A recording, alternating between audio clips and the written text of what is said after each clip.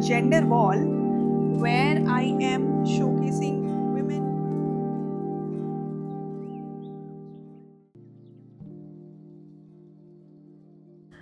I have been a journalist for past 1 decade, but for the past 6 years, I have been doing it all independently with the liberty of doing journalism through words, photographs, documentaries, and illustrations and paintings. And I'm so glad to do my solo exhibition, which is the first one at the Bikaner House here in Delhi. This is based on human trafficking, which was inaugurated to mark World Day Against Trafficking in Persons. I have tried to bring together all the stories reported in the past 6 to 7 years related to human trafficking and its repercussions, which also includes bonded labor, women in the brothels, children at work. Like this wall talks about lost childhood, and I've tried to show the children who are into bondage, the children who were trafficked, some with their parents, some independently, after a trafficker approached them in their vulnerable situations. Sometimes they were affected and impacted by flood or cyclone.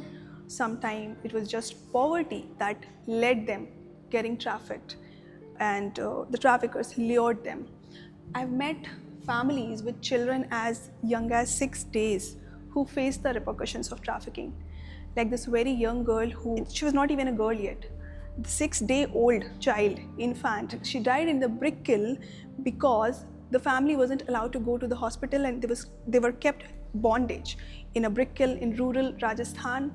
And I met the family only once they were able to escape that brick kiln and came back to Kasganj in Uttar Pradesh. So the 6-day-old girl, the 2-year-old boy, the 12-year-old boys, I have met children of these ages who had to leave their education. That's what the bag depicts, the uniform depicts, as well as the planes and the paper boats, which shows the loss of childhood. I've reported on issues that remain underreported, which also includes a lot of ground stories on women who were trafficked and starved. They were chained, they were beaten, they were raped, they were harassed in the ways one can't even think of. Like this woman I met less than a month ago in rural West Bengal, who was kept as a bonded labor in a family in Gurgaon. She was given just 2 dry chapatis in 24 hours, while the dog of that house ate 4 good, enriching, nutritious meal.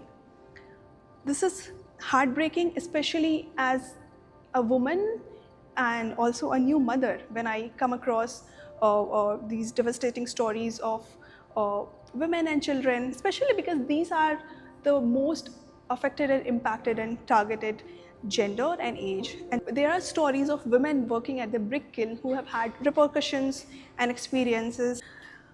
Like this series, it's a series of 3 paintings behind me, which is on the women at the brick kiln, the women who were trafficked and kept as bonded laborers, along with their families. Some of them became pregnant there and were forced to work even in their 3rd trimester, rather even on the day of their delivery, right before they got their labor pain. The same woman wasn't allowed to take her infant after she delivered to the hospital because the manager thought she can flee away, and which is why she lost her infant.